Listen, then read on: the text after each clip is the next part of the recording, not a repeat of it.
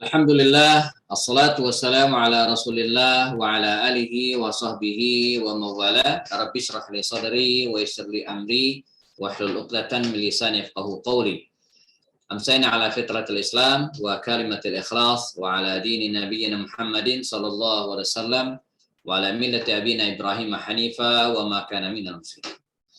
Teman-teman sekalian, peserta webinar komunitas Morfosis dimanapun berada, kalau dilihat dari ujung namanya, ada yang dari Batam ya, ada juga dari Hong Kong ya, ada juga dari mana ini, dari beberapa wilayah di Indonesia khususnya ya, dan beberapa wilayah lainnya, ada yang dari Balikpapan ya. Alhamdulillah kita dipertemukan oleh Allah Subhanahu wa taala dalam webinar pada sore hari ini, dan tadi disampaikan oleh Mas Didi, ini pertemuan kita yang kedua setelah beberapa waktu lalu kita juga pernah bersua lewat webinar ya, atau online juga, dan ini semacam hikmah tersendiri dari wabah corona ini, kalau boleh disebut dengan hikmah, di mana sebelumnya kita atau saya secara pribadi tidak terpikir ya, bikin webinar sekelas dulu. Kalau webinar seperti ini dilaksanakan oleh perusahaan-perusahaan besar biasanya gitu ya, yang mengundang pembicara-pembicara dari luar negeri, kemudian kita hadir di ruangan dan dia menyampaikan semacam motivasi 15-20 menit dan setelah itu selesai biasanya ya. Tapi pandemi ini telah mengajarkan kepada kita satu hal yang lebih kreatif lagi gitu ya, di mana acara-acara seperti ini menjadi suatu hal yang biasa, ya, biasa banget, bahkan dilaksanakan oleh siapapun nih. Kalau tadi disampaikan oleh perusahaan-perusahaan besar yang terhubung dengan orang-orang asing, ya sekarang enggak, anak TK pun pakai Zoom ya. Jadi anak-anak sekolah SD juga pakai Zoom. Jadi aplikasi Zoom ini bukan suatu hal yang mewah lagi hari ini ya, yang dulu kita anggap suatu hal yang tidak biasa ya. Nah ini kreativitas sendiri ya. Oke, baik.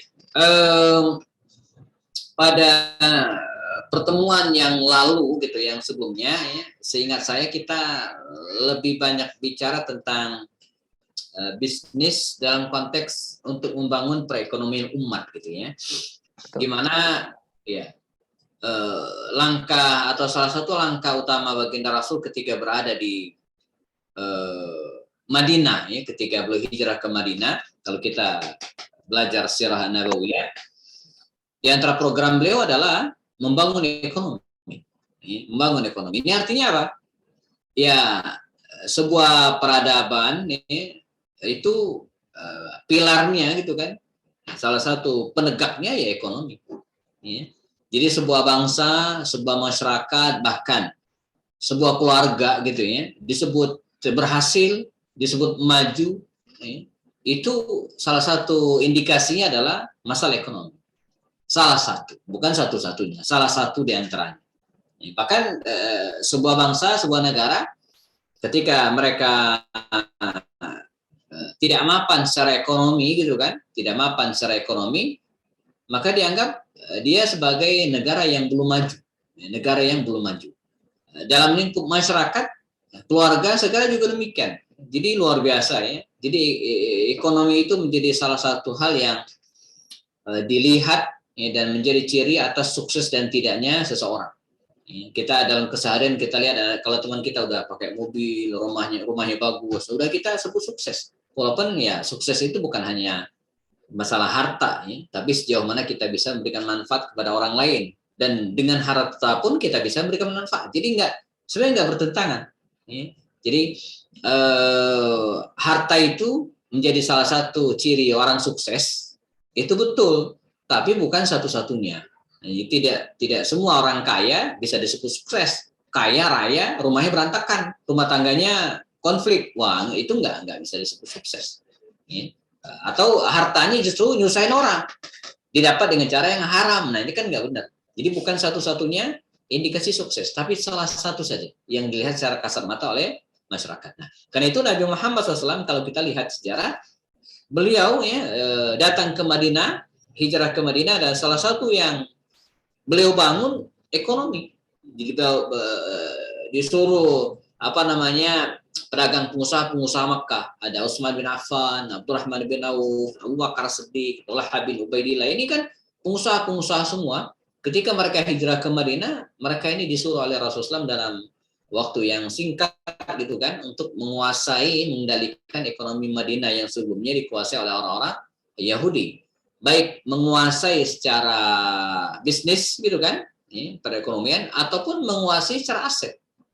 Kita ingat banget kisah bagaimana Utsman bin Affan mengambil aset sumur Rumat, ada sumur Rumat namanya, Bi'ru Rumah, yang dikuasai oleh orang Yahudi, dan akhirnya berhasil diambil alih oleh Utsman bin Affan dan menjadi milik kaum muslimin sampai hari ini. Jadi sumur tersebut sampai hari ini masih ada di Madinah, yang tadi milik Yahudi.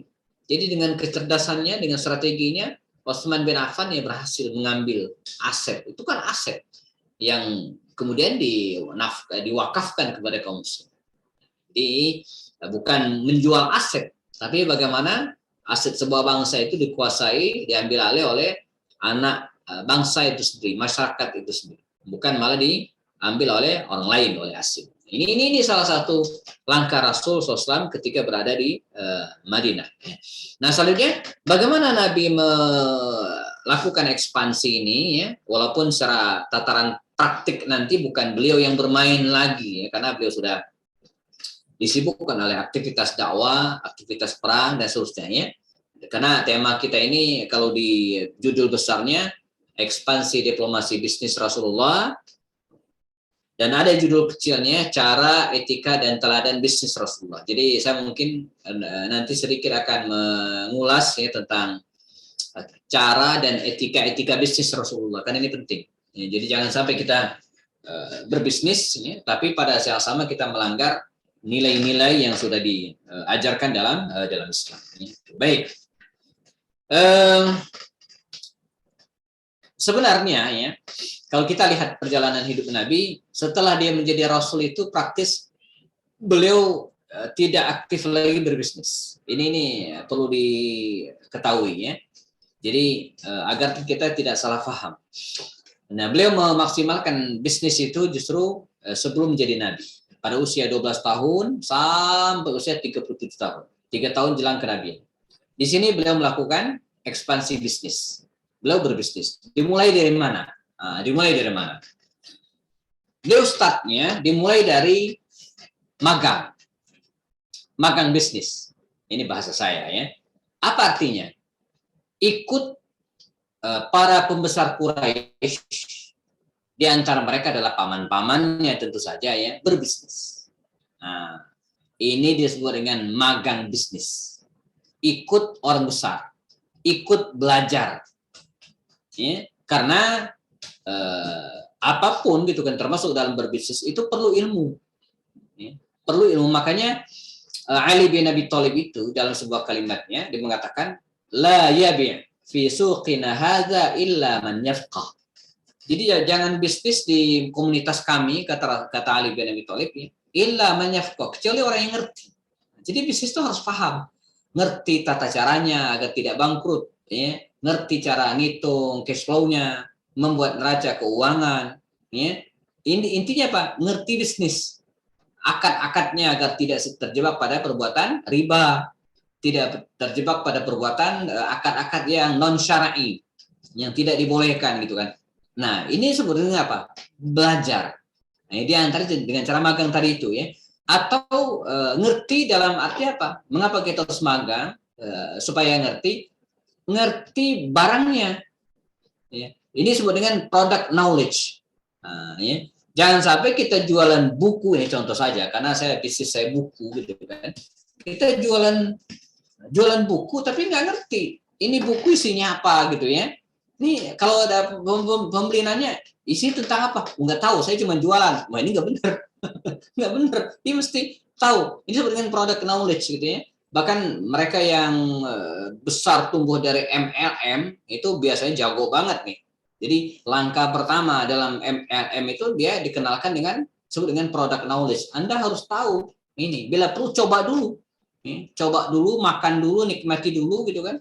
Apalagi yang jual produk-produk kesehatan, wah itu syaratnya benar-benar harus ngerti gitu ya. Jangan sampai ketika dia jualan dia nggak ngerti. Dan bukan hanya itu saja, apa saja yang kita jual kita mesti ngerti, mesti paham gitu ya. Jualan kue ini terbuat dari apa? Jangan sampai di dalamnya ada, oh ini halal nggak? Wah nggak tahu deh saya. Wah ini nggak benar. Nggak ya. Pakaian ini bahannya kain ini terbuat dari apa? Katun atau bukan ya. Kualitas jahitnya gimana ya. Jadi mesti paham. Nah, jadi baginda Rasulullah SAW mengawali bisnisnya itu dengan cara magang. Maka kalau kita lihat teori Robert T. Kiyosaki ya, kalau teman-teman ada yang pernah baca bukunya Rich Dad Poor Dad, beliau membagi tahapan dan kamar pengusaha itu kan 4. Yang pertama adalah disebut dengan employee. Employee itu artinya karyawan. Jadi karyawan dulu nggak masalah. Jadi karyawan. Tapi jangan selamanya kalau pengen bisnis. Kecuali pengen hidup jadi karyawan silakan. Tapi kalau pengen bisnis jadi karyawan dulu 5 tahun jadi karyawan. Ada tetangga saya ini teman-teman sekalian, dia bisnis peralatan listrik, mulai dari bohlam, kabel, bukan hal-hal yang berkaitan dengan listrik. Kalau nggak salah dia dulu sebelumnya pernah lebih dari 10 tahun ya, bekerja menjadi karyawan Cina yang bisnis alat-alat listrik. Nah, jadi ngerti banget ya belinya di mana, jenis-jenis apa, paham banget. Nah, jadi ini employee gitu kan. Nabi juga begitu, Nabi ikut pamannya sehingga beliau ngerti mana tempat jualan, ngambil barang gimana, harganya berapa, ya. Kemudian ngejualnya berapa. Nah, Rasulullah ya melalui tahapan ini ya. Nah, kalau belajar dari Robert T. Kiyosaki itu ada disebut juga dengan slave employee. Jadi kalau employee itu Anda bekerja gitu ya dan dibayar sebagai karyawan, ini employee. Yang kedua, self employed. Ya, ini semacam pekerja lepas. Jadi memegang suatu pekerjaan yang langsung kita dapat fee-nya. Nah, maka misalnya kayak seperti training itu kan, dia mentraining, dia juga langsung dapat. Jadi nggak melalui orang tuh. Ya. Atau misalnya pengacara, ini kan tipe-tipe pekerjaan yang self employed. Nah berikutnya ada disebut dengan business owner atau businessman. Nah Nabi mulai nih. Jadi setelah beliau magang bersama dengan paman-pamannya sampai sekian belas tahun tadi itu ya, maka mulai beliau merintis usaha sendiri. Nah, puncaknya beliau menjadi business owner, businessman ketika menikah dengan Khadijah radhiyallahu. Ini kalau kita lihat sejarah bisnis Rasulullah SAW, ya, sampai nanti kita tadi ada bahasa ekspansi ya. Jadi enggak ucuk-ucuk gitu kan, tiba-tiba gitu enggak bisa. Jadi mesti ada tahapan belajar. Saya dulu punya teman nih, dia bekerja di sebuah perusahaan semen di Bogor. Saya nggak usah sebut namanya ya. Puluhan tahun selamanya jadi karyawan full. Ya. Begitu keluar dapat pesangon. Dia pengen langsung menikmati dengan cara investasi. Ya. Apa yang dilakukan? Dia beli mobil, ya, untuk direntalkan. Ini kan investasi, ya. Jadi beli mobil, kemudian orang yang ngejalanin dan kemudian dia duduk santai sambil kipas-kipas. Enak banget tuh ya. Tapi dia nggak ngerti, belum pernah terjun sebelumnya, gitu kan? Nggak pernah magang, nggak pernah belajar, ya. Karena maksudnya supaya cepat gitu ya. Dia beli bukan 1 mobil, 2 atau bahkan rencananya beli 3. Supaya uangnya cukup, dia beli second, mobil second. Zaman itu teman-teman sekalian ya, orang nggak mau sewa mobil yang second, mesti yang baru. Jadi mobilnya nggak laku. Akhirnya pindah, dia investasi warung telekomunikasi. Dibuka beberapa bilik itu kan. Saya sempat datang dulu ke tempat dia. Waktu itu Ya, orang sudah mulai meninggalkan wartel, warnet, sudah mulai ada handphone di mana-mana, bangkrut karena nggak ngerti. Ya. Nah, jadi terakhir dia datang ke rumah, Ustaz katanya, dia cerita, saya dapat uang dari pesangon perusahaan sekian ratus juta, katanya kan. Dicerita begini. Habis, Ustaz. Gimana? Sekarang berapa uang Bapak? 50 juta. Wah, berat. Coba Bapak datang, saya 300 juta dulu. Bisa saya mikir, ini 50 juta kita mau apain? Artinya udah terlambat. Akhirnya apa? Dibuka warung sayur. Karena dengan uang 50 juta itu dia cuma itu yang bisa lakukan. Sampai kemudian dia meninggal dunia. Jadi teman-teman sekalian, bahwa bisnis itu belajar Rasulullah dan para sahabat, dia nggak ujuk-ujuk tiba-tiba, ya, betul-betul by design. Maka teman-teman hari ini yang mungkin masih jadi karyawan, maka itu harus mulai belajar, mulai merintis gitu ya, dengan tetap jangan zalim, artinya jangan mengganggu pekerjaan. Ya. Jadi kalau lagi kerja ya kerja, jangan jualan. Ya, kan bisa ada waktu malam hari, sore hari, atau kemudian ketika libur atau ngambil cuti. Ya. Sekali lagi jangan menzalimi tempat kita bekerja. Ya, jangan kita makan gaji di situ, tapi kemudian kita ngerjain yang lain. Ini nggak benar, gitu ya. Tapi lagi-lagi saya ingin sampaikan, bisnis itu tidak boleh ujuk-ujuk, tidak boleh karena emosi. Ada atau orang yang emosi gitu, yang marah, lalu bisnis, kecewa, atau ada lagi yang ikut-ikutan gitu kan, orang bisnis diikut juga, enggak. Dia harus betul-betul rencanakan. Rasulullah SAW belajar dari beliau ya, beliau merencanakan tahapan-tahapan itu sampai puncaknya beliau bekerja sama dengan Khadijah, dan ini yang kemudian mengawali perkenalan baginda Rasul dengan Khadijah dan keduanya pun menikah. Ketika baginda Rasul menikah pada usia 25 tahun dengan Khadijah radhiyallahu anha, ya, baru kemudian beliau melakukan ekspansi. Itu sudah dalam tahapan setup. Nah, jadi jangan pernah melakukan ekspansi bisnis ketika bisnis kita masih goyang. Ada filosofi bambu yang menarik kita cermati. Bambu itu, teman-teman sekalian, beda dengan tomat. Iyalah, masa bambu sama dengan tomat? Saya di masa pandemi ini di samping rumah saya, Kang Didi, saya banyak manfaatin untuk ini, untuk apa namanya, nanam-nanam sayuran ya, dan sedikit mengenal tahu beberapa karakter tanaman. Itu bambu itu kalau kita amati ya, dia mengajarkan hal yang sangat menarik untuk kita, terutama tak terkecuali dalam bisnis ataupun apapun lah ya. Jadi dia kalau kita amati bambu itu tumbuh ya. Dia agak lama menjadi bambu muda yang kita kenal dengan rebung. Rebung, ya, di tempat saya di Sumatera itu biasanya di sayur tuh, sayur rebung namanya. Saking lamanya dia jadi bambu muda. Nah, ketika dia menjadi bambu muda itu dan dia prosesnya tinggi itu lama, dia lama jadi rebung itu ya. Apa yang dilakukan? Dia menancapkan akarnya ke tanah sedalam mungkin. Dia nggak akan pernah naik ke atas sebelum akarnya menghunjam ke tanah sekuat mungkin.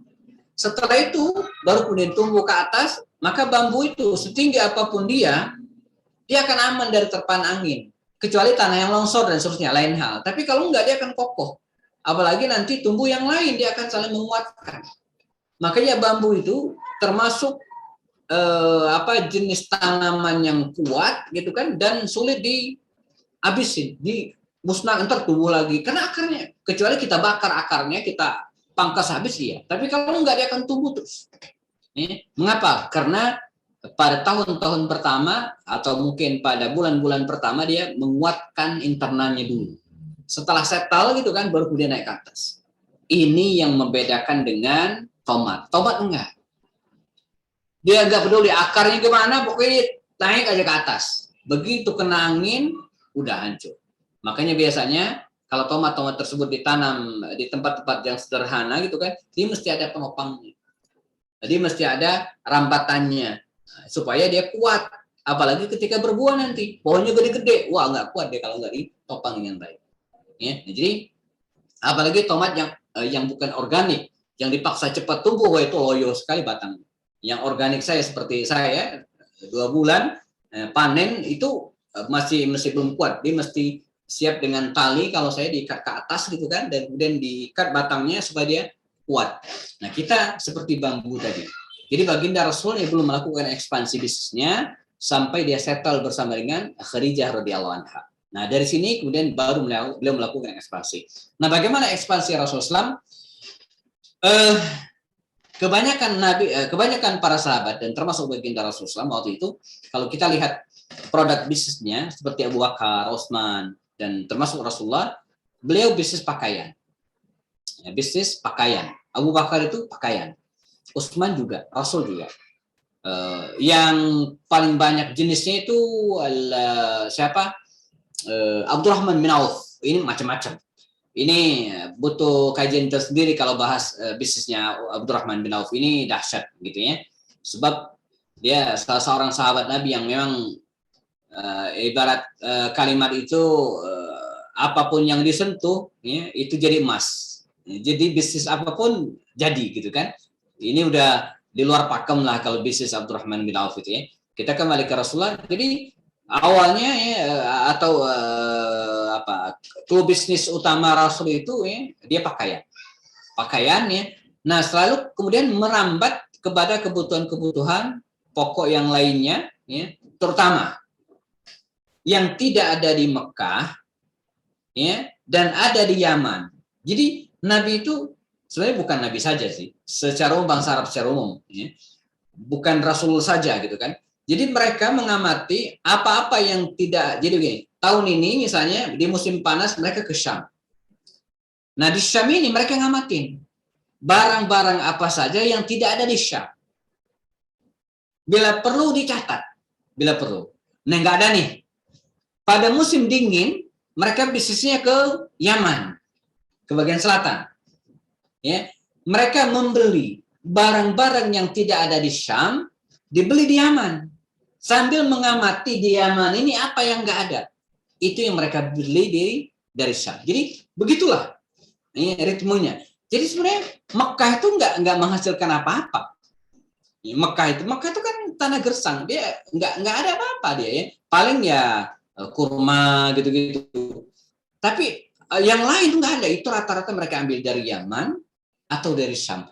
Cuman untuk ke Yaman itu mesti lewat Mekah. Orang Yaman pengen ke Syam mesti lewat Mekah. Orang Syam pengen ke Yaman mesti lewat Mekah. Jadi Mekah Madinah itu lalu lintas bisnis. Karena di Mekah itu ada Ka'bah dan ada Zam-Zam, air Zam-Zam. Nah, dua ini yang menjadi pengikat gitu ya. Ka'bah itu sebagai simbol sekaligus tempat ya, ibadah yang diakui oleh banyak agama. Nasrani, Yahudi bahkan pun ya, mengakui ke spiritualitas Ka'bah ini. Ya. Yang kedua Zam-Zam, air. Kan hidup di padang pasir, rumusnya kan di mana ada air di situ mereka mampir. Ya kan? Ya. Karena Zam-Zam itu nggak pernah habis airnya, ada terus walaupun pernah tertimbun, tapi nggak pernah habis total gitu kan. Sekian tahun kemudian digali lagi, ada lagi. Maka Mekah itu menjadi ramai. Padahal nggak ada apa-apa, nggak ada produk dia. Sebenarnya itu memang orang Mekah itu yang pebisnis ulung gitu. Dia nggak ada produk tapi bisa jualan. Jadi nggak mengapa dia kan mengambil dari Yaman ataupun dari Syam. Nah, jadi ini ekspansi Rasulullah SAW. Apa itu? Melihat peluang yang dibutuhkan oleh masyarakat. Kalau bisnis dasar itu kan kita jualan gitu kan, dan yang ada ya misalnya jualan beras kan nggak usah survei itu nggak usah mesti butuh gitu kan ya. Maka ada teman itu Kang Didi yang ini ngajarin kalau mau bisnis ya bidik 3 bisnis. Pertama jualan makanan ya, mesti orang kan makan terus, nggak mungkin berhenti makan. Nah, tinggal daya saingnya aja dengan yang lain. Masalahnya itu orang pasti beli ya, cuman kita bersaing dengan orang. Nah, itu masalah pelayanan, kualitas itu bab kedua. Tapi pasti gitu ya. Enggak seperti saya jualan buku. Ini bukan kebutuhan pokok. Orang nggak beli buku nggak mati. Tapi kalau nggak beli makan mati gitu kan. Jadi ini bukan kebutuhan pokok. Sebenarnya nggak begitu prospek jualan buku itu. Ya, kecuali pinter-pinter gitu kan. Tapi bagi saya ini idealisme. Ya, saya jualan buku itu bukan hanya dalam konteks bisnis, tapi di situ ada misi edukasi masyarakat, mencerahkan pendidikan dan seterusnya gitu ya. Makanya saya tetap komitmen pada bidang ini ya. Walaupun ya tidak sedahsyat bisnis kuliner ya. Ya, yang kedua kata teman ini ya bisnis obat-obatan. Ini juga prospek karena selalu akan ada orang yang sakit. Baik obat-obatan, apalagi sekarang orang tertarik dengan herbal. Ya. Nah, yang ketiga katanya ini bercanda, tapi mungkin juga serius. Bisnis potong rambut. Karena rambut selalu tumbuh dan selalu ada yang minta dipotong. Nah, jadi Nabi enggak. Nabi bukan hanya melihat apa yang sudah ada di masyarakat dan dibutuhkan pasti, beliau melihat peluang yang tidak ada di tempat tersebut tapi masyarakat membutuhkan. Jadi kita bisa mengamati hal ini. Nabi ke Yaman, dilihat di Yaman, orang perlu apa, ternyata di situ nggak ada, maka diambil dari Syam. Dan sebaliknya, apa-apa yang tidak ada di Syam, tapi diperlukan oleh masyarakat, baru kemudian beliau ngambil di Yaman dan dibawa pada musim berikutnya. Maka di dalam Al-Quran Allah mengatakan tentang perjalanan bisnis bangsa Arab ini ya, li'ila fi Quraisyin ila fihim rihlatasyita'i was-saif. Jadi rihlatasyita was-saif. Mereka punya dua musim bisnis. Rihlatasyita pada musim syita, musim dingin mereka ke Yaman, dan musim panas mereka ke Syam. Nah, yang selanjutnya yang ketiga, ekspansi berikutnya adalah, dan ini penting, bukan hanya melihat peluang, bukan hanya melihat kebutuhan masyarakat, tapi melakukan edukasi. Sebenarnya masyarakat nggak perlu, tapi karena diedukasi, karena diajarin, dimotivasi, maka masyarakat jadi perlu.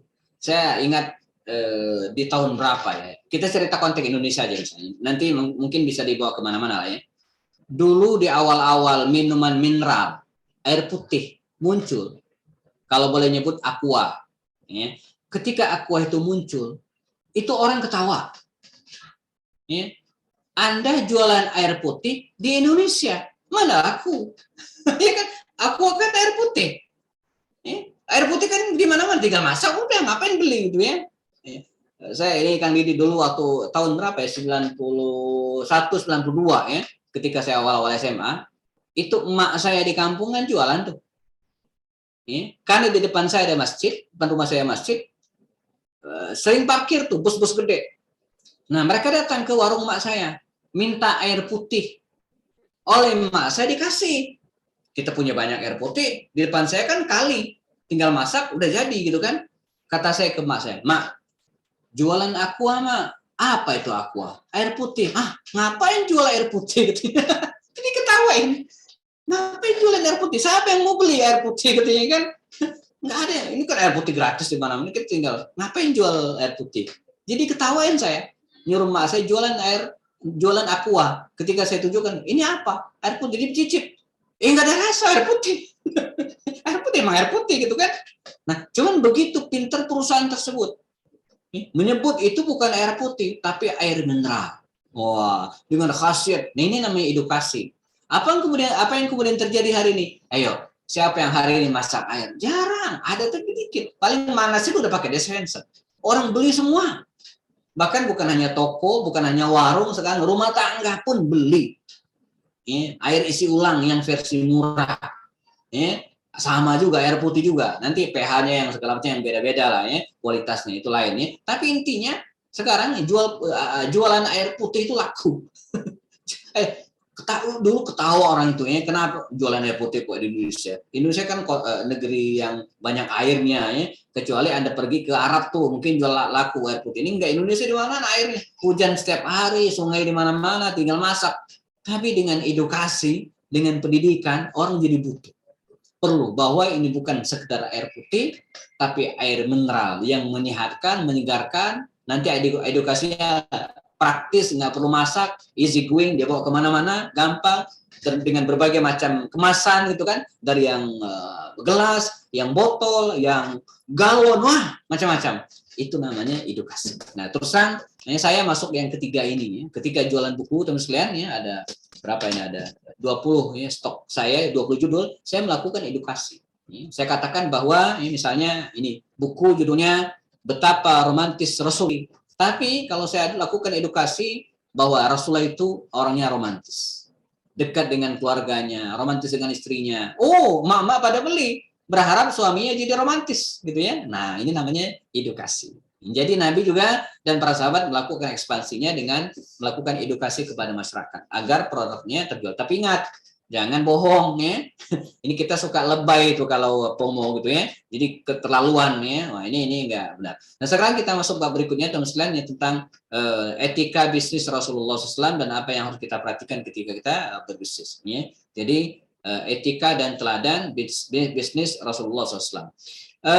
Saya mencatat paling tidak ada beberapa hal yang kita perhatikan ya. Pertama, bisnis itu etikanya harus jujur. Satu, jujur. Jangan pernah bisnis bohong. Jujur ini baik dalam hal transaksi, jujur ya. Jangan bohong. Tidak jujur ketika promosi tadi itu. Jadi berlebihan itu tidak jujur. Jadi bisnis itu tidak jujurnya itu bukan hanya dalam hal barang, maksudnya sekilo barang ternyata aslinya cuma 8 ons. Ini kan tidak jujur, curang dalam timbangan, itu bagian dari ketidakjujuran juga. Tapi tidak jujur juga bisa dalam hal promosi. Jadi berlebihan dalam berpromosi itu juga termasuk tidak jujur, dan ini nggak boleh. Ya. Katakan apa adanya tentang barang kita, jangan berlebihan. Ya, jangan berlebihan. Walaupun kecap itu semuanya nomor 1 gitu kan, nggak ada kecap nomor 2 ya, namanya kecap ya. Tapi kita nggak boleh berbohong. Sekali orang tidak merasa tertipu, maka dia nggak akan pernah beli lagi dengan kita. Jadi kalau bukunya buku bekas, saya ada buku Bangkit dan Runtuhnya Dinasti Umayyah di Spanyol. Itu stok satu-satunya. Ada ibu-ibu nanya, Ustadz, ada buku ini? Saya bilang ada, masih fresh, masih baru, belum saya apa-apain, gitu kan. Tapi saya bilang ke ibu itu, Ibu, ini buku stok saya, bukan baru. Saya udah lama belinya dari penerbit buku asli. Ya. Jadi kalau mau, ya ibu beli. Kalau enggak, saya enggak punya stoknya. Saya enggak berani bohong, enggak boleh gitu kan. Jadi malah saya bilang, saya udah kasih nama. Di halaman depannya ada nama saya. Nah seperti ini, ada tulisan nama saya. Katanya, nggak apa-apa Ustadz, sekalian aja tanda tanganin. Wah, jadi malah tambah laku gitu.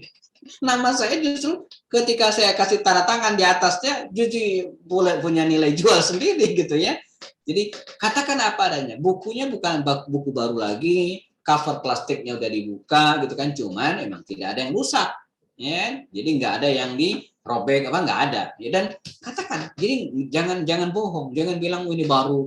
Di Jepang itu teman sekalian, kalau handphone jatuh gitu kan dan nggak gores, begitu dijual mereka katakan ini handphone pernah jatuh, walaupun nggak cacat, walaupun nggak gores. Lah kita jatuh gores, kita oles, bilang ini nggak pernah jatuh, ini nggak. Jadi kalau mereka jatuh, nggak ada goresnya, mereka katakan ini pernah jatuh. Nah, di kita jatuh, gores, kita bilang nggak pernah jatuh. Ini nggak boleh. Ini tidak jujur. Ini ya, etika pertama yang harus kita perhatikan ini ketika berbisnisnya. Mau jujur harus jujur, tidak berbohong. Yang kedua adalah upayakan dan pastikan, ini belajar Rasulullah SAW, etika bisnisnya, batasi bisnis Anda pada produk yang halal. Ya, batasi, pastikan produk yang kita jual itu halal. Ini etika bisnis dalam Islam. Jangan pernah bisnis yang haram atau abu-abu. Ya, kalau jual makanan, misalnya pastikan ada label MUI, halal, LP POM. Ya, kecuali barang-barang yang memang nggak butuh, misalnya jualan salak yang nggak perlu lah label MUI. Jualan misalnya buah-buahan, durian, saya nggak usah, itu memang jelas halalnya gitu ya. Tapi kalau makanannya yang diracik dan seterusnya ya upayakan ada label itu ya. Atau kita tahu prosesnya, misalnya kita yang bikin, misalnya kan jelas semua ya nggak masalah. Tapi kalau kita beli dari orang lain atau lagi dari luar negeri ya, pastikan tidak syubhat. Apalagi jangan sampai yang haram, jelas-jelas haram. Makanya kalau mau cepat kaya teman-teman sekalian ya, bisnis narkoba cepat kaya. Tapi cepat juga masuk neraka. Jadi enggak ya. Pastikan bisnis yang kita geluti halal. Halal secara produk dan halal juga akadnya. Ya, jangan ada riba Jangan ada penipuan, jangan ada misalnya apa namanya al-ghish itu man ghasyana falaysa minna kata Rasul. Siapa yang nipu bukan dari kita. Atau tadi itu curang dalam timbangan gitu kan, itu juga bagian dari tidak dibolehkan. Misalnya jual duku sekilo nggak tahu cuma 8 ounce, nggak boleh, atau apapun ini. Jadi pastikan produk kita ataupun transaksinya itu dijamin kehalalannya, tidak pada perlu yang haram ya. Kemudian yang berikutnya sekalian, biasakan ya, merapikan ini adabnya, etika. Rapi dalam administrasi. Rapi dalam administrasi. Apa itu maksudnya? Jadi dicatat. Ya, transaksinya itu dicatat. Apalagi kalau utang piutang, wajib dicatat, walaupun kecil.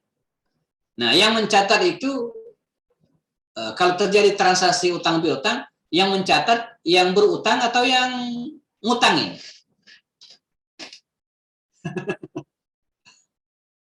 Ayo, kalau kita utang nih, saya dengan Mbak Mirna misalnya, saya ngutang uang ke Mbak Mirna. Yang nyatet Mbak Mirna atau saya? Hah? Yang ngutangin kebanyakan. Oh iya, benar ya. Yang ngasih uang nih, itu yang ngutang itu biasanya nyatet. Salah. Ya, ada yang jawab kedua-duanya ya, benar. Jadi yang bagus dua-duanya nyatat. Ya. Bila perlu rangkap dua lah kalau dalam MOU ya, rangkap dua yang isinya sama, masing-masing tanda tangan ya. Tapi yang paling penting itu sebenarnya yang nyatet itu adalah yang berutang. Yang berutang, bukan yang ngutangin. Sebab kalau yang ngutangin lupa, itu no problem, selesai dia urusannya. Nanti di akhirat bisa ditagih, dapat pahala dia kalau diikhlaskan. Yang berat itu kalau yang berutang, Bu. Ibu utang itu kan, kalau nggak dicatat lupa sampai akhirat nggak bisa masuk surga. Terhalang masuk surga kalau nggak diikhlaskan oleh yang ngutangin. Makanya kita yang berutang itu harus nyatet. Kita yang berutang. Saya ngutang ke Mas Didi, ngutang ke Mbak Sumarsi, saya catat harus. Supaya apa? Kalau saya lupa, ahli waris bisa bayarin gitu kan? Atau suatu saat saya lupa, sehingga catatannya bisa bayar. Ya. Karena intinya di saya. Bukan pada orang, kalau yang ngutangin, misalnya saya ngutangin Mbak Sumarsi, saya lupa, selesai, nggak ada masalah saya akhir nggak ada tutup terus saya ngutangin gitu ya. Malah nanti di akhirat ada orang yang masuk surga itu gara-gara ini. Ya. Jadi di akhirat nanti, ya dua-duanya ya, di akhirat nanti ada orang yang tidak bisa masuk surga gara-gara punya utang. Tapi sebaliknya ada orang masuk surga gara-gara ngutangin orang lain dan dianggap lunas. Ada. Jadi sebelum dia tidur, di dunia dulu dia mengatakan, ya Allah, kalau hari ini ada orang yang salah kepada saya maafkan. Kalau sampai hari ini ada orang yang pernah punya utang ke saya, dia pernah minjamin orang, dan dia lupa, kemudian atau saya lupa, maka saya anggap ikhlas, saya nggak lunas. Itu gara-gara itu dia kemudian masuk ke dalam surga. Jadi ini masalah administrasi, jadi catat.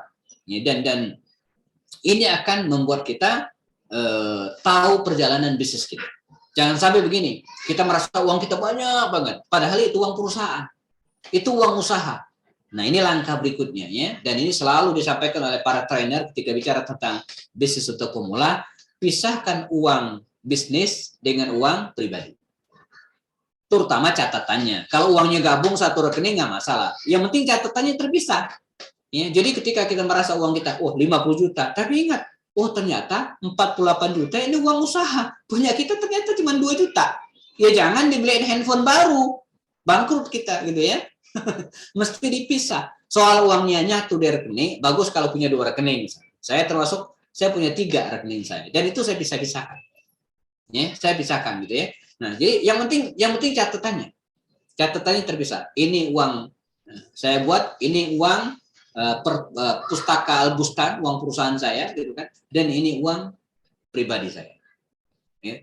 Jadi supaya apa? Supaya kita waspada ketika mau beli sesuatu, jangan ini uang perusahaan, kalau dipakai saya nggak bisa nyetak buku lagi nanti gitu kan, nggak bisa bikin produk baru lagi karena modalnya kepake. Nah itu pentingnya kita mencatat, dan hari ini kita bersyukur teman-teman sekalian, bersyukur banget ya, sudah banyak aplikasi untuk mencatat itu, atau minimal banget kita punya program Excel bisa dicatat. Kita nggak usah nambah kali bagi lagi, udah bisa bikin rumus sendiri. Ini uang perusahaan ini begini, tinggal masukkan angka, klik enter, tinggal belajar dikit aja. Jadi kita udah dimanjakan dan nggak perlu buka laptop, komputer, semua itu bisa kita lakukan lewat handphone. Ya, saya file-file seperti tadi saya sebutkan itu saya masukkan di Google Drive, Kang Didi. Jadi Google Drive itu ya kita bisa buka dimanapun datanya. Saya bisa buka di sini di laptop, saya bisa buka di handphone. Nah, saya ada staff marketing itu ya, admin yang nyatet, dia nyatet di komputer dia, kemudian disimpan di Google Drive. Saya bisa buka di handphone saya. Jadi saya tahu hari ini yang laku apa. Yang nyatet karena kita nyimpannya di Google Drive namanya. Saya punya OneDrive itu muat untuk 1 tera. Gede banget kuotanya gitu kan. Nggak habis-habis. Kita simpan di udara gitu kan. Nah, tinggal kita amankan dengan ininya, dengan passwordnya supaya tidak bisa dijebol catatan-catatan itu ya. Jadi apapun file-file training file itu saya simpan di situ. Jadi kalau saya kemana-mana nggak bawa apa, saya minjam laptop panitia, saya buka, udah tahu. Jadi luar biasa gitu ya. Nah ini etika yang ke berikutnya. Yang kemudian yang saya tambahkan lagi setelah rapi masalah administrasi juga ya ini mungkin terakhir sebelum kita tanya jawab. Adabnya juga dalam berbisnis itu etika itu rajin-rajin bersilaturahim. Rajin bersilaturahim. Dan ini jelas hadisnya. Barang siapa kata Rasulnya ingin dipanjangkan umurnya dan dimudahkan rezekinya, falyasil rahimah. Rajin-rajin bersilaturahim. Silaturahim ada 2. Pertama, silaturahim lewat udara, maya. Makanya teman-teman yang bisnis hari ini harus punya Instagram. Apapun produknya punya Instagram. Punya Facebook. Pastikan punya WA. Pasti insya Allah ya WA. WA-nya WA bisnis. Supaya kita bisa mendisplay produk-produk kita di WA. Kalau teman-teman buka WA saya, klik profilnya itu buku-buku saya semua. Coba aja gitu ya. Jadi kita sambil jualan gitu kan bisa di WA. Udah ada fasilitas itu.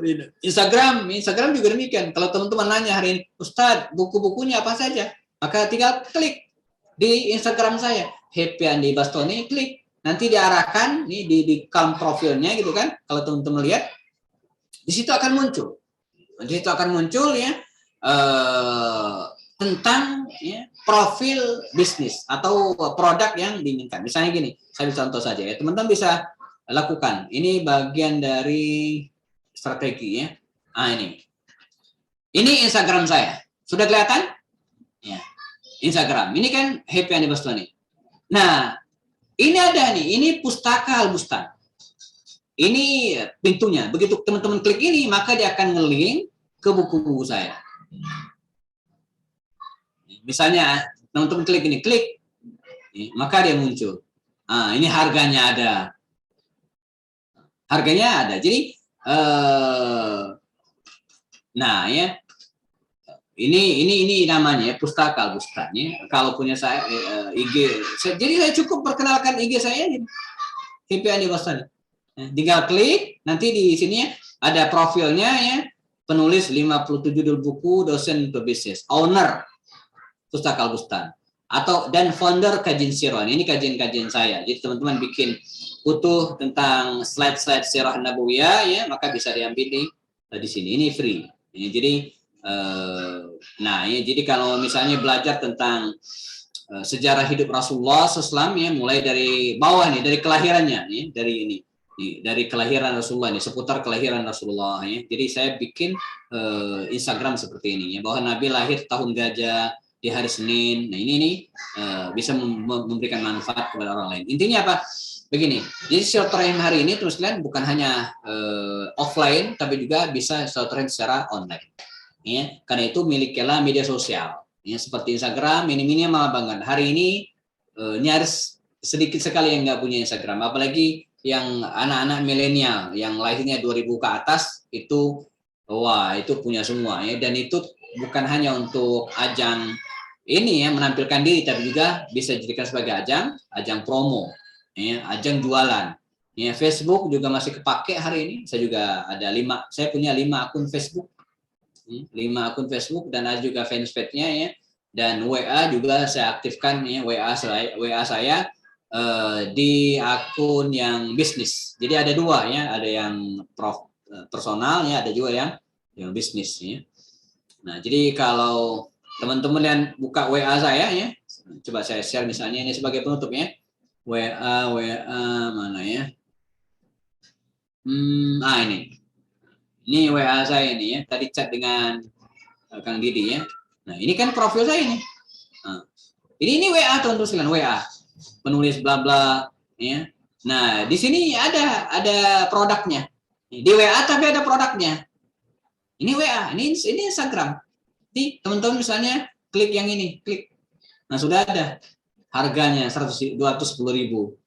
Tapi emang namanya WA ya nggak banyak, hanya sekedar informasi saja. Ini buku. Nanti kalau mau lebih detail silakan cek Instagram. Jadi dia ngelink kemana-mana tuh. Jadi orang buka WA tapi dia bisa ngelink ke Instagram. Nah ini yang tadi, ini dari WA tadi. Dia masuk ke Instagram. Oke. Baik, barangkali ini Kang Didi yang bisa sampaikan sekedar sharing sore pada siang hari ini, masuk sore hari ini, sore ya. Semoga bisa memberikan pencerahan kepada kita semua. Saya serahkan kembali ke Kang Didi. Kalau ada yang ingin tambahkan, diskusikan, kita ada waktu yang cukup insya Allah. Warahmatullahi wabarakatuh. Waalaikumsalam warahmatullahi wabarakatuh. Jazakallahu khairan Pak Ustadz atas ilmu dan juga materi dan juga pengalaman yang disampaikan. Tadi mungkin saya izin ulas sedikit ya teman-teman semua. Jadi yang disampaikan Pak Ustadz tadi bahwa perjalanan bisnis Rasulullah itu dimulai dari usia beliau 12 tahun sampai akhirnya 25 tahun. Nah, 12 sampai ke 25 adalah proses bagaimana beliau mengembangkan diri. Nah, proses untuk ekspansinya 25 sampai 37 begitu ya Pak Ustadz ya. Jadi teman-teman tadi kita mengingat ada filosofi bambu teman-teman dalam membangun bisnis itu kita harus mengingat atau mempelajari ya bambu itu ternyata ketika dia ingin tumbuh ternyata dia tidak memprioritaskan untuk tumbuh tinggi terlebih dahulu, tapi bagaimana dia bisa menancapkan fondasi, menguatkan akarnya supaya apa? Supaya nanti ketika dia tumbuh menjulang ke atas langit, ketika dihantam badai dan lain sebagainya, bambu itu masih tetap kokoh, bertahan dan tidak mudah runtuh begitu teman-teman. Artinya ketika teman-teman ingin bangun bisnis, contohlah bambu begitu ya, bangun fondasinya terlebih dahulu. Kemudian tadi itu terkait ekspansi, cara ekspansi terlebih dahulu. Bagaimana mempelajari gimana sih bisnis kita, bagaimana sih harusnya kita, kemudian bagaimana fondasi kita atau fondasi bisnis kita supaya bisa kita kuat. Yang kedua, meriset pasar begitu ya. Itu yang disampaikan oleh Pak Ustadz, bagaimana kita bisa menelaah lingkungan kita atau pasar-pasar di sekitar kita yang memang memiliki potensi-potensi untuk kita kembangkan. Yang ketiga adalah bagaimana kita bisa memberikan edukasi, mengarahkan ya, membuat narasi yang seolah-olah dari sesuatu yang tidak penting atau mungkin biasa saja menjadi sesuatu yang memang mereka butuhkan. Padahal memang biasa saja, seperti tadi yang dicontohkan oleh air putih ya. Air putih mungkin kita udah sering minum dan banyak di sungai, tinggal kita rebus dan lain sebagainya bisa jadi air putih yang memang higienis. Tapi beda ceritanya kalau kita rubah air putih jadi air mineral. Kita teliti di laboratorium ada kandungan mineral dan kandungan oksigen serta kandungan lainnya yang memang sudah diteliti. Nah, itu akan berbeda narasinya, akan berbeda edukasinya dan itu akan menambah nilai dari air putih itu sendiri. Nah, itu terkait bagaimana cara ekspansi Rasulullah ya. Ada 3 poin ya, teman-teman ya. Kemudian tadi ada namanya etika tata cara bisnis Rasulullah. Yang pertama itu harus jujur, teman-teman harus jujur. Ya, jangan sampai nggak jujur lah. Insya Allah teman-teman amanah dan jujur ya insya Allah. Kemudian pastikan produk yang teman-teman jual itu halal atau tidak abu-abu. Kalau abu-abu tinggalkan, pastikan halal. Yang ketiga pencatatan dan administrasi. Teman-teman mungkin masih banyak perlu yang mungkin kita harus belajar lagi tentang administrasi. Mungkin banyak yang ternyata catatan-catatan yang keluar masuk uang kok saya rugi mas, harus jadi uang yang segini kok tinggal segini gitu. Banyak tuh yang kayak gitu. Jadi teman-teman ini adab yang memang dari dulu dicontohkan oleh Rasulullah ternyata, Masya Allah. Kemudian yang terakhir adalah silaturahmi. Silaturahmi zaman sekarang kan lewat online ya Pak Ustadz ya. Entah itu Zoom, entah itu IG, WA, ternyata silaturahmi dalam bentuk zaman sekarang ya seperti ini. Jadi teman-teman bisa bersilaturahmi. Oke, mungkin itu rangkuman sedikit dari apa yang disampaikan oleh Pak Ustadz Andi Happy. Selanjutnya kita akan buka sesi tanya jawab secara langsung. 3 penanya ya teman-teman semua, 3 penanya. Saya persilahkan untuk raise hand atau membuka audio dan videonya.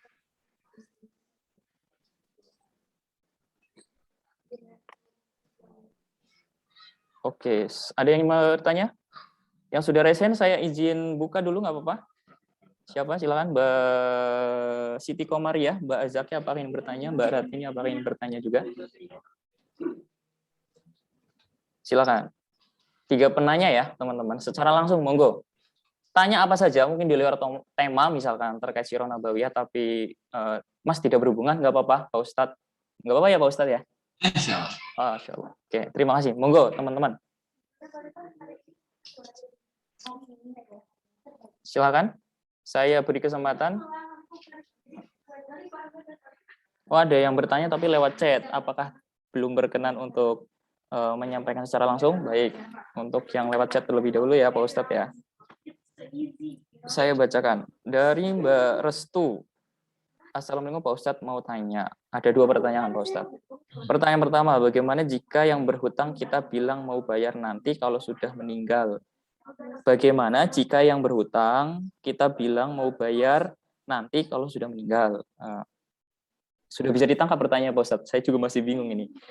Jadi yang mau meninggal siapa nih? Ya, Pak, saya juga masih bingung, Pak Ustadz. Masya Allah. Mungkin Mbak Restu boleh, kalau memang bisa menyalakan videonya, bisa tanya langsung ke Pak Ustadz ya, karena pertanyaannya masih ambigu nih, Mbak Restu. Mungkin pertanyaan kedua, saya skip dulu ya, sambil mungkin dijelaskan nanti soal Mbak Restu. Bolehkah jika yang dihutangi tadi berucap bahwa siapapun yang berhutang tapi tidak mau bayar, semoga Allah hapus dosa-dosa keluargaku dengan orang-orang yang tidak mau membayar hutang kami sebelum dan sesudahnya. Mungkin ini yang dihutangin merasa mengikhlaskan, walaupun dia yang berhutang itu nggak bayar, Pak Ustadz. Semoga dengan uang yang tadi diikhlaskan itu bisa menghapus dosa-dosa yang menghutangi dan juga keluarganya. Mungkin begitu pertanyaannya dari Mbak Restu, begitu Pak Ustadz. Apakah seperti itu Pak Ustadz, hukum dalam hutang piutang? Jadi betul. Jadi sebenarnya orang yang memberikan hutang kepada orang lain itu mulia sekali. Nanti para ulama ada berbeda pendapat. Mbak Rohima, saya izin mute dulu ya. Baru Kayah juga ya, sebentar. Baru sore-sore ya. Oke, sudah. Jadi nanti ulama berbeda pendapat. Manakah yang lebih mulia, ngutangin orang atau ngasih sedekah? Jadi ngutangin gitu, apakah ngutangin orang atau ngasih sedekah gitu kan? Nah ini malah ada yang mengatakan ngasih utang itu lebih mulia, karena ngasih utang itu berarti orang ini butuh banget gitu kan. Kalau kita ngasih orang sesuatu kan belum tentu dia perlu. Betul. Tapi ngutangin orang itu mulia. Nah yang lebih mulia lagi adalah misalnya ketika kita menganggap lunas utang orang tersebut kepada kita. Ya jadi karena itu teman sekalian, saya lagi lihat ini juga ada beberapa teman yang saya lupa izin tadi Kang Didi. Saya aktifkan YouTube saya di sebelah kanan, ternyata ada beberapa yang ikut dan bertanya. Nanti saya siap. Monggo Pak Ustadz. Teman-teman yang ada di YouTube sabar, nanti saya tambahkan penjelasan. Nah, kembali.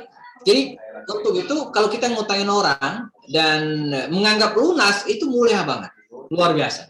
Makanya ada pesan emak saya Kang Didi. Jadi kata ibu saya, kalau ada saudara, teman akrab, ya, pengen ngutang, ya, maka kasih utangin. Tapi jangan banyak-banyak. Kenapa, Mak? Supaya gampang mengikhlaskannya. Kalau banyak, misalnya dia ngutang 200.000, 300.000, gampang, udah saya anggap ikhlas. Tapi kalau ngutangnya 10 juta, kayaknya berat gitu ya. Makanya kata emak saya, kalau saudara pengen ngutang, entah adik, ipar, kakak, om, siapa, udah utang, tapi jangan banyak-banyak.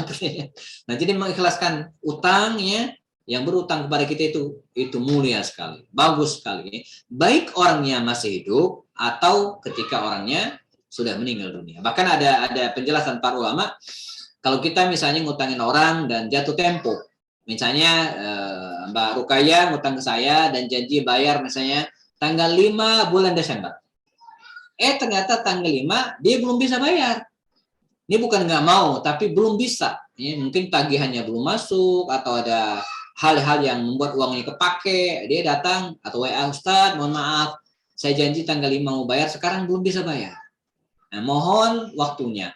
Nah, itu para ulama mengatakan, selagi dia mengikhlaskan, mengiyakan, maka dari tanggal 5 sampai dia bisa bayar utang itu terhitung sedekah. Jadi kalau Mbak Rukayah yang utang ke saya 500.000, maka 500.000 setiap hari saya bersedekah 500.000 sampai nanti dia bisa bayar. Bayangin, luar biasa gitu kan, mulianya. Maka dalam Al-Quran juga dikatakan, adab berutang itu begini. Kalau ada orang yang ngutang ke kita dan belum bisa bayar, maka Al-Quran mengatakan, فَنَظِرَةٌ إِلَى مَيْسَرَ. Maka tunggulah dia, ya kan, sampai bisa bayar.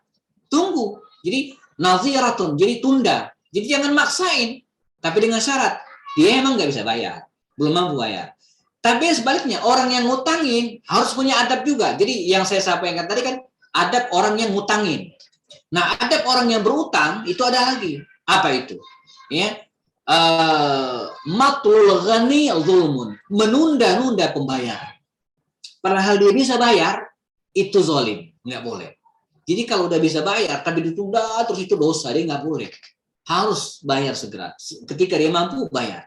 Ya, sesuai dengan janjinya. Jadi adil sekali dalam Islam. Di satu sisi diberikan kemudahan, disuruh menunggu sampai dia bisa bayar. Tapi ingat, kalau udah ada uang bisa bayar, ya harus bayar. Jangan ditunda-tunda. Menunda-nunda pembayaran, baik pembayaran utang, pembayaran karyawan, pembayaran upah, itu nggak boleh.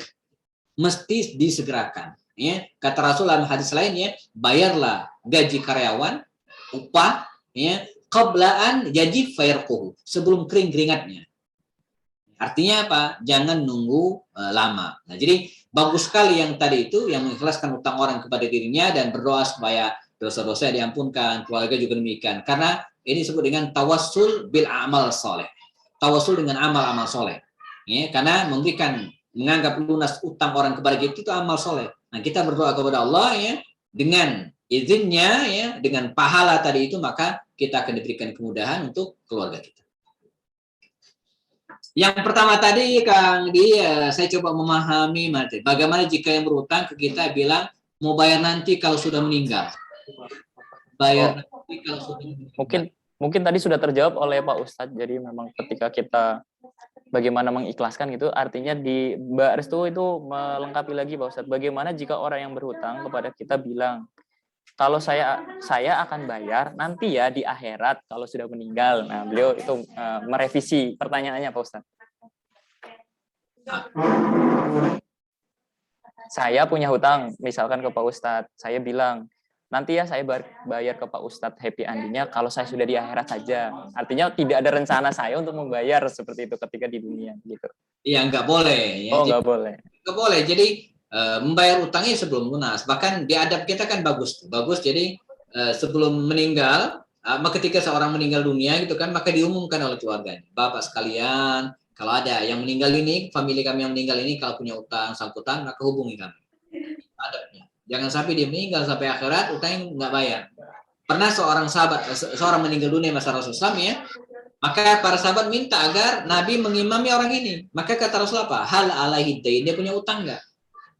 Ada ya Rasulullah. Saya nggak mau ngimamin dia ya sampai hatta yuqdu alaihi, sampai dibayarkan lunas utang. Wallahi kata Rasulullah, Allah, andai orang ini meninggal dunia, andai mati syahid, punya utang 3 kali dia mati syahid, punya utang nggak akan masuk. Jangan punya rencana ntar bayarnya di akhirat saja, di dunia ini. Kalau bisa bayar, kalau enggak datangin. Gimana caranya gitu kan? Apa minta maaf, minta ikhlaskan, minta dispensasi, minta dikurangin, diskon, apalah. Upayakan. Jangan sampai nanti di akhirat kita bisa ada. Oke Pak Ustadz, mau tanya dong. Oke, sebentar ya Mbak ya. Dari teman-teman Facebooknya Pak Ustadz, YouTube-nya Pak Ustadz juga ada yang bertanya. Mungkin ada pertanyaan. Tadi ada yang mau membuka audio dan videonya. Mbak siapa ya tadi ya? Mbak siapa ya? Monggo, saya persilakan. Saya utamakan yang mau membuka audio dan bertanya langsung. Saya Mas. Oh ya. Halo. Mbak Siti Aisyah. Betul. Oh ya. Oke, silakan Mbak Siti. Makasih. Assalamualaikum Pak Ustadz. Izin bertanya. Ya bentar ya Nak. Bentar ya. Soal hutang ini sempat agak bingung ya. Saya kan sebenarnya sedikit cerita dulu ya.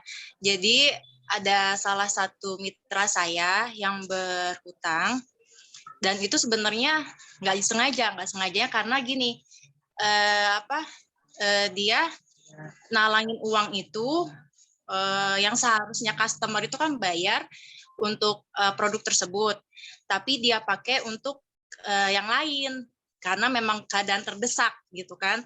Otomatis kan jatuhnya jadi dia berhutang ke saya gitu ya, karena customernya sudah lunas. Nah, saya bertanya ke adik saya gitu, ini gimana jadinya? Sedangkan kebutuhan saya ini kalau dari suami cukup sih, cuman karena kan suka ada yang butuh yang lain, jadi akhirnya pakailah uang hasil usaha ini. Artinya kan kata adik saya ini artinya berarti yang dari suami ini belum memenuhi kebutuhan kakak, kebutuhan rumah tangga kakak, kayak gitu. Jadi karena kakak memakai uang hasil usaha, kayak gitu. Nah, jadi seharusnya ketika kakak mau menghutangkan seseorang itu, penuhin dulu kebutuhan kakak, baru bisa memberi hutang. Kalau misalnya kebutuhan kakak nggak bisa terpenuhin, terus kakak memberi hutang, artinya kakak menzolimi kakak dan keluarga kakak, seperti itu. Hati-hati dalam berbuat baik. Dalam berbuat baik itu bisa menjerumuskan kita juga, katanya kayak gitu. Nah, saya masih bingung di sini. Waktu itu kan saya sempat nagih ke dia juga, karena kan memang harus ditagih. Memang dia lagi ada masalah, karena masalah hal tersebutlah dia bercerai sama suaminya, karena tanpa pengetahuan suaminya juga. Nah, dia juga punya balita, jadi saya juga nggak tega gitu buat nagihinnya. Mau saya ikhlasin, tapi saya ingat kata adik saya itu, saya takutnya malah jadi dosa buat saya juga, karena buat kebutuhan saya aja masih belum, masih kurang kayak gitu. Itu yang pertama, Pak Ustadz. Ada dua lagi, ada satu lagi. Ini sebenarnya yang punya hutang teman saya, cuman waktu itu kan melalui saya. Ceritanya jadi nuker duit dari yang di LN ke Indonesia untuk ditukarkan rupiah, nanti biar dikirim ke luar negeri. Nah, seperti itu sudah saya infokan, sudah saya bilang, karena yang awalnya itu kan macet, bermasalah.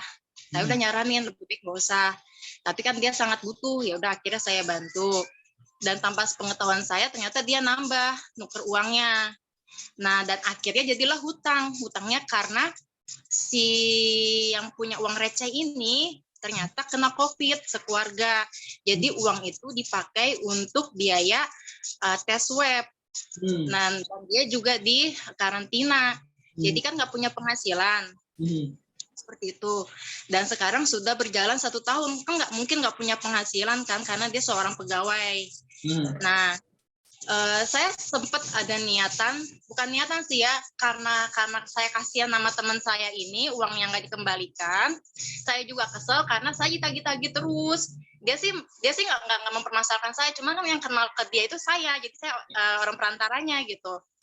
Cuman saya jadi nggak nyaman juga, Pak Ustadz, karena ditagih-tagih terus kan, diminta tolong bantuannya supaya nagih ke orang itu. Terus dalam hati saya berpikir gini, apa boleh ya saya cicil pelan-pelan, saya bantuin deh bayar lunas. Pokoknya saya juga nggak tenang ditagih-tagih, di teror kayak gini terus, tapi yang punya hutang bukan saya. Nah, itu bagaimana Pak Ustadz hukumnya, yang pertanyaan 1 dan kedua? Oke. Baik, Mbak Aisyah ya. Saya langsung tanggapi Kang Didi ya. Siap, monggo Pak Ustadz. Ya, sambil teman-teman juga mungkin ada pertanyaan lain, silakan. Untuk teman-teman yang di YouTube ya, emang acara kita ini live Zoom ya, yang di YouTube bisa menikmati sambil bertanya lewat chat insya Allah. Nah, yang pertama ini bicara tentang skala prioritas. Ya, jadi yang mana harus didahulukan dan mana yang harus dibelakangkan. Ya, jelas ada disebut dengan kewajiban. Ya, kewajiban yang sifatnya fardhu ain. Kewajiban kita sebagai seorang suami itu harus memberikan nafkah kecukupan untuk keluarga yang berada dalam tanggungan kita. Itu wajib, harus. Ya. Dan itu bersifat aini, personal. Nggak bisa diwakilkan ke tetangga, itu nggak boleh. Itu kewajiban kepala keluarga. Adapun ngutangin orang lain, ya, walaupun dia sangat banget butuh gitu kan, butuh banget gitu kan, maka ini fardunya fardu kifayah. Artinya bukan hanya kita yang kewajiban membantu dia, tapi ya, ada tetangga atau familinya yang lain, ada ayahnya, kakaknya, yang lain orang itu. Ya, jadi bukan hanya kita. Bahwa kita ada kewajiban secara kifayah, iya. Artinya kifayah itu benar. Kalau kita nolong dia, yang lain kan gugur kewajibannya, nggak wajib lagi. Tapi ini seperti orang sholat jenazah lah, begitu kira-kira ya. Ini jenazah kalau nggak ada yang nyolatin, sak kampung dosa semua gitu kan. Tapi kalau sudah ada yang nyolatin, maka yang lain gugur kewajibannya. Nah, sama dengan menolong orang yang kesulitan ini tadi. Karena itu harus lihat kebutuhan orang ini sejauh mana. Kalau dia banget, kalau bahasa anak muda hari ini penting banget, kita bantu carikan solusinya. Ini bantu. Ya. Maka mohon maaf, ada kaidah begini. Kalau ada orang yang datang ke kita, pengen ngutang, tanya dulu dia ngutang untuk apa. Ya. Ini bukan suuzon, tapi kita pengen lihat tingkat kesulitan ekonomi itu sejauh mana.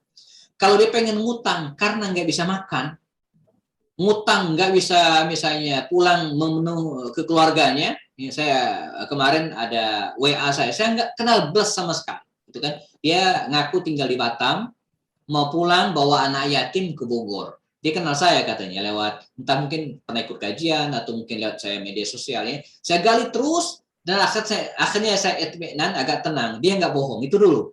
Dia nggak bohong gitu kan? Dia nggak bohong itu dulu. Saya pancing ini alamatnya searching, oh benar, gitu kan? Clear. Insya Allah ini orang nggak bohong. Saya walaupun saya nggak kenal sama sekali. Dia mengutang waktu itu sampai 800.000 segala macam. Nggak mungkin saya kenal aja nggak sampai transfer sebesar itu. Akhirnya terus ya, dan terakhir mentok. Ustadz mohon banget, kami sudah mau di bus. Kehabisan ongkos. Maka bismillah, saya cuma bisa bantu 150.000. Selesai, beres. Bagi saya, udah tenang, dan semoga bisa membantu. Ya, jadi, kalau sampai transfer 850.000, saya bilang, kemampuan saya menolong Anda cuma segini. 150. Sisanya mungkin ada orang lain yang mungkin bisa bantu. Dan alhamdulillah selesai, makasih dia doakan selesai gitu kan. Jadi kalau sebelumnya sampai 4-5 kali di WA saya gitu kan. Ada kadang saya lagi di jalan nggak jawab, kadang saling ngajar nggak bisa jawab. Tapi dia balas terus ya. Akhirnya saya pancing dan semoga saja saya tidak salah gitu kan, dan ini niat saya selesai. Saya kasih sekian selesai. Nah, jadi intinya bukan ketika ada yang pengen ngutang ke kita, ini cek dulu. Ini tingkat kebutuhannya sejauh mana. Apakah dibutuh banget atau enggak. Kalau pengen makan, saran saya ya, untuk kebutuhan pokok makan, jangan diutangin, Pak. Jangan diutangin, Mbak. Kasih aja. Jangan. Sebenarnya nggak mungkin bayar. Ya kan? Nanti malah berat di kita gitu kan, dan merusak persahabatan. Itu banyak yang datang ke saya, ya. Ustadz, ini anak saya udah ini nggak bisa beli susu, segala macam. Ini handphone saya kasih ke Ustadz, saya tinggalin. Ya. Nah, kasih saya pinjam uang 300.000. Jadi, saya nggak bisa. Ya. Ini handphone kalau saya bawa, Anda nggak punya handphone lagi. Maka saya balikan handphonenya, saya cuma kasih bantu sekian. 100.000 atau 50.000 dan nggak usah bayar. Selesai. Beli selesai. Jadi saya nggak ada beban. Karena itu kebutuhan pokok yang memang dia harus perlu gitu kan. Ya, daripada dia, kalau dia ngutang, kapan bisa bayar? Dia nggak jelas gitu kan. Bagi kita sakit gitu ya. Suatu saat malah jadi ngedumel dan dosa. Dan nah, jadi ini teorinya. Nah, kecuali kalau yang datang pengen bisnis misalnya. Ngajak bisnis, ya kita takar bisnisnya. Ini bisnisnya prospek enggak? Kalau prospek ya kita kerjain, kalau enggak ya wassalam, tidak juga. Jadi harus lihat, ketika ada orang yang pengen ngutang ke kita, harus lihat tingkat kesulitannya dan tingkat kemampuan kita. Kalau kita nggak mampu, seperti ceritakan suami tadi, ya seperti sampaikan Mbak Aisyah tadi, ya nggak usah. Atau misalnya kita kasih sekedarnya, ini misalnya 100.000, 150.000, atau sebasa kita mampu, bantu udah selesai. Itu kan kita nggak ada beban, dan itu malah akan menambah persahabatan di antara kita. Dan kita ikhlaskan, insya Allah dapat pahalanya. Satu. Yang kedua tentang apa tadi Mas Didi? Orang ngelunasin utang. Ini mulia banget. Betul. Mulia banget. Ngebantu orang ngelunasin utang itu mulia banget. Dan salah satu cara mengatasi utang dengan cara membayarnya. Nggak bisa itu ya. Banyak. Ustadz, gimana saya agar terlepas dari jerat utang? Gampang. Gimana caranya? Bayar. Lepas Anda dari jerat utang. Cuman gimana cara bayarnya? Ya, nggak bisa cash, cicil. Ada utang, misalnya 5 juta. Cicil sebulan 1 juta, lunas tuh. Kapan? Ya ntar sekian tahun kemudian. Tapi tetap. Tapi kalau nggak dicicil, walaupun walaupun utangnya 100.000, nggak pernah dicicil, nggak pernah lunas. Sebesar apapun utang nih, kalau dicicil suatu saat pasti lunas. Mungkin 10 tahun, 15 tahun, toh kita biasa nyicil rumah sampai 15 tahun lunas juga. Masa sama teman sendiri punya utang 500.000 nggak lunas. Jadi 500.000 cicil, misalnya sebulan nih 100.000, 5 bulan beres. Yang penting ada kemauan. Dan ingat, Allah Subhanahu Wa Taala akan menolong hambanya yang berniat melunasi hutang. Itu janji Allah. Nah, jadi Allah akan menolong hambanya yang berniat melunasi utang dengan cara kalau nggak sanggup cash bayar. Dan kalau kita cicil itu orang yang ngutangin kita itu senang dia. Walaupun cuma dicicil 100.000, 200.000, 50.000, yang penting rutin. Hitung-hitung jalin silaturahim, gitu ya. Jadi mulia banget. Nah sambil dikondisikan orangnya ya supaya maksudnya pesan saya ini disampaikan juga ke orangnya ya supaya dia mau mencicil. Seberapa dia sanggup? Nggak bisa 100.000, 5.000, gitu kan? Ya nanti kan ada peningkatan 5.000 hari ini, mungkin besok 10.000, mungkin lama kelamaan akan lunas, insya Allah. Tapi kalau nggak dicicil, walaupun 1.000 perak utang nggak dicicil ya nggak lunas. Masya Allah Pak Ustadz, memang harus dicicil ya Mbak Aisyah ya. Iya. Sebentar, yang menanggapi yang pertama itu, jadi ini sebenarnya saya nggak tahunya itu pas lagi dapat laporan dari admin saya, si ini belum lunas, tapi barang ternyata sudah dikirim gitu. Nah, jadi ini saya kaget, berapa totalnya? Sekian juta, Masya Allah gitu kan. Nah, habis itu barulah saya tanya kan, saya telepon orangnya, kenapa, ada masalah apa, kok bisa kayak begini? Ya ceritalah. Oh ya udah, terus saya giniin, ya udah saya kasih kelonggaran, selesaiin dulu deh utang-utang yang lain, karena kan ternyata banyak yang gagal produksi, akhirnya dia nombokin pakai uang pribadi dia kayak gitu kasusnya, dan dia belum dapat gantinya dari atasnya dia kayak gitu. Ya udah silakan lunasin dulu utang-utang yang lain, nanti saya bisa gampang gitu kan. Nah yang jadi beban saya ini yang kepikiran sama saya ini adalah ucapan adik saya itu yang katanya hati-hati Kak berbuat baik, tapi malah jadi menjerumuskan kita juga gitu, maksudnya malah kitanya yang jadi berdosa gitu. Okay. Nah, sekarang kondisinya dia itu sudah bercerai, sudah pisah sama suaminya karena masalah ini, dan dia juga punya balita, dia udah jadi pegawai pabrik. Nah saya jadi juga bingung, nggak ada komunikasi tuh Pak Ustadz. Jadi setiap kali saya tanya, baru dia, maaf ya Teh belum bisa balas, tapi kalau nggak ada saya tanya, dia nggak pernah ada komunikasi seperti itu. Dan yang kedua, yang kasus yang kedua itu, nah yang punya hutang ini susah banget dihubunginnya, susah luar biasa Pak Ustadz gitu. Ya teman saya ini sudah ya nggak apa-apa lah 100.000 sebulan atau 50.000 sebulan nggak masalah gitu, yang penting dicicil. Ini sebulan pun 2 bulan pun nggak ada cicilannya, padahal utangnya lumayan banyak gitu kan, udah setahun lebih.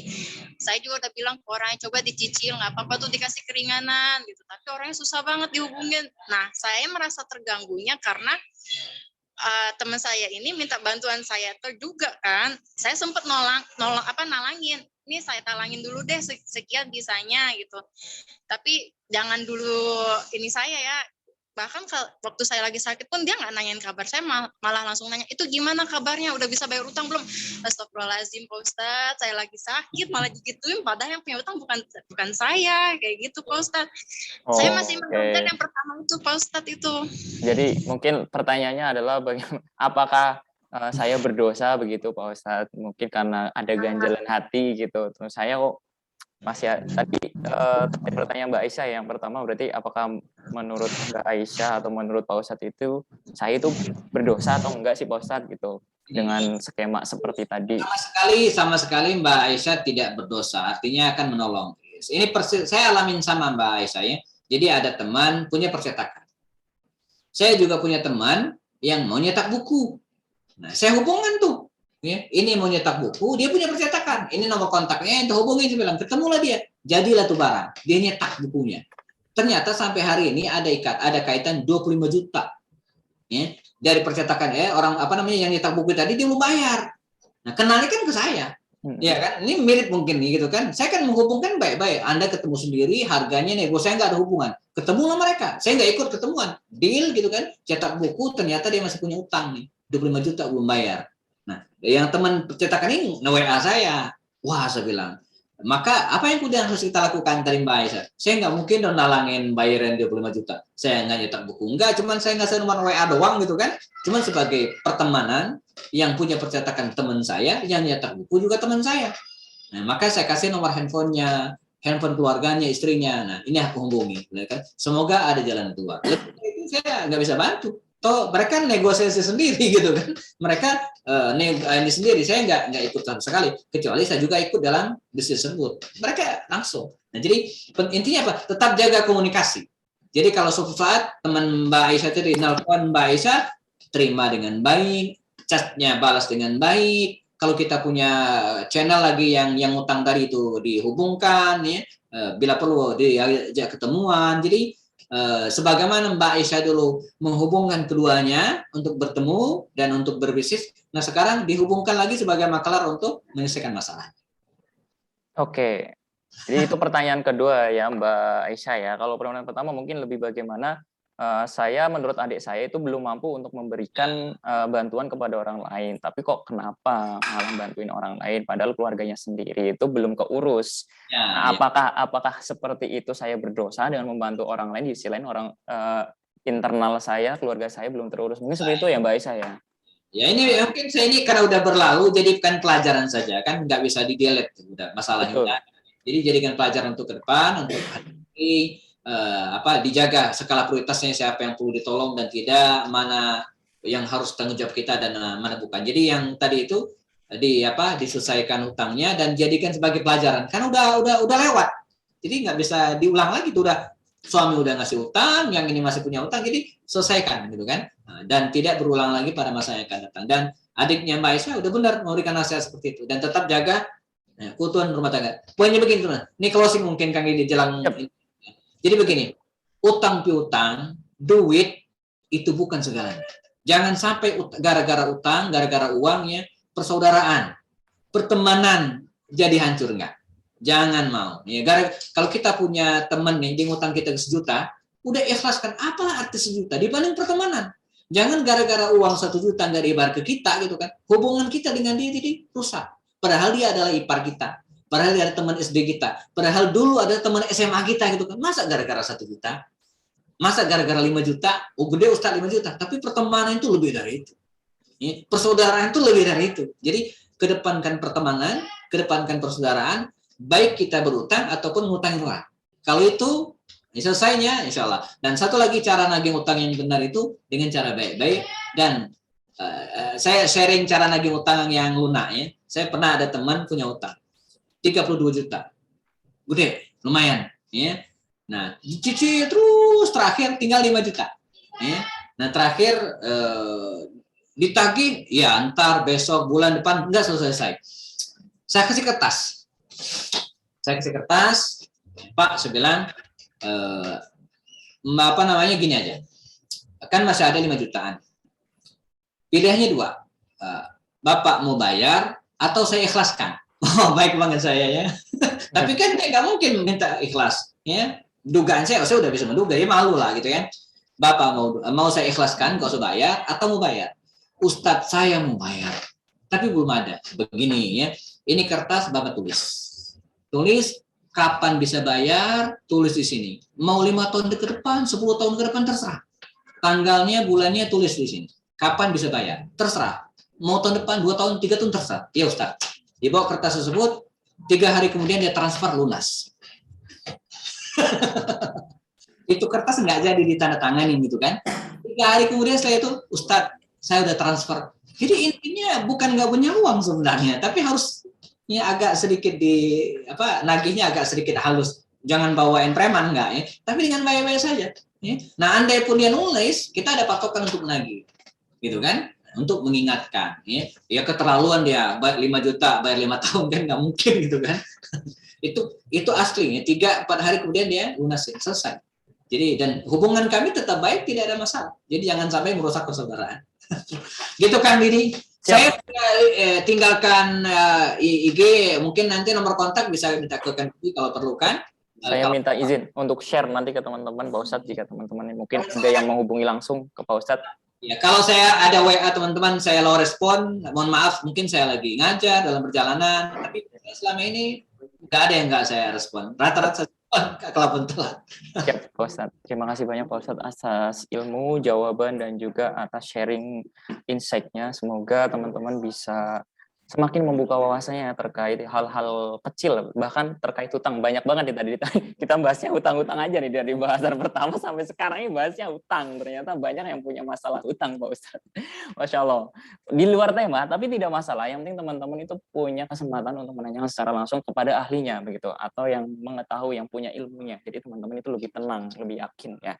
Oke, Pak Ustadz, mungkin itu saja karena waktu sudah menunjukkan 17.35. Sebentar lagi mungkin di sebagian wilayah sudah maghrib, teman-teman ya. Ada yang sudah izin live terlebih dahulu. Jika memang masih ada yang ingin ditanyakan, mungkin nanti kita akan agendakan. Mungkin sudah juga dihubungi atau dibagikan kontak Pak Ustadz Andi Happy. Jadi teman-teman monggo untuk bisa menghubungi, memfollow, dan juga DM via Instagram ataupun via WA. Jadi yang mau bertanya silahkan. Nanti coba kita memang kalau bisa kita agendakan, kita coba agendakan lagi untuk membuka sesi hutang gitu ya. Kita bahas hutang saja besok. Ya. Ramai nih kayaknya.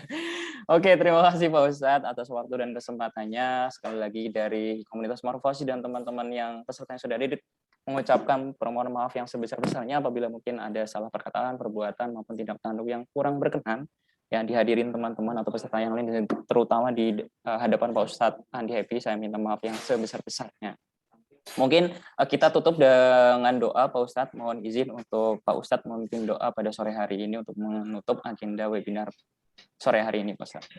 Oke, baik. Teman sekalian, kita tutup dengan doa. Saya akan pimpin doa singkat pada sore hari ini, mengakhiri acara kita. Auzubillahi Bismillahirrahmanirrahim. Wassalamualaikum warahmatullahi ajma'in walhamdulillah rabbil alamin. Hamdan syakirin, hamdan na'imin, hamdan yuafi ni'amahu yukafi mazidah.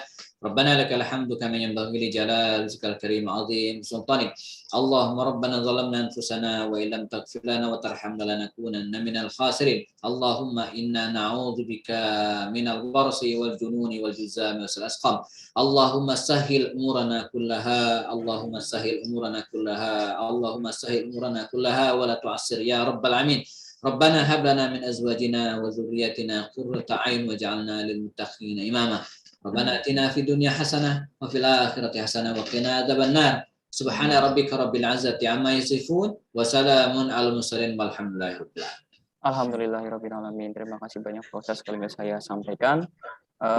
Mungkin teman-teman seperti biasa yang belum absen saya izin ingatkan, saya sudah bagi link absensinya ya. Nanti teman-teman akan dibagikan sertifikatnya bagi yang absen. Ya, silakan absen terlebih dahulu. Nah, untuk pertanyaan terkait mungkin hadiah ataupun door prize seperti biasa, karena waktu sudah tidak memungkinkan, kita akan alihkan di grup Telegram dan grup WA ya, teman-teman ya. Jadi itu saja agenda webinar Morfosis tanggal 18 November 2021. Lebih kurangnya saya mohon maaf. Mari kita tutup agenda pada sore hari ini dengan mengucap lafaz hamdalah bersama-sama. Alhamdulillahirabbil alamin. Billahi taufik wal hidayah. Wassalamualaikum warahmatullahi wabarakatuh. Waalaikumsalam warahmatullahi wabarakatuh. Waalaikumsalam. Terima kasih Pak Ustadz. Saya izin pamit, Kang Didi, Mbak Aisyah, yang lainnya. Sama-sama, Pak. Monggo Pak Ustadz, selamat melanjutkan aktivitasnya.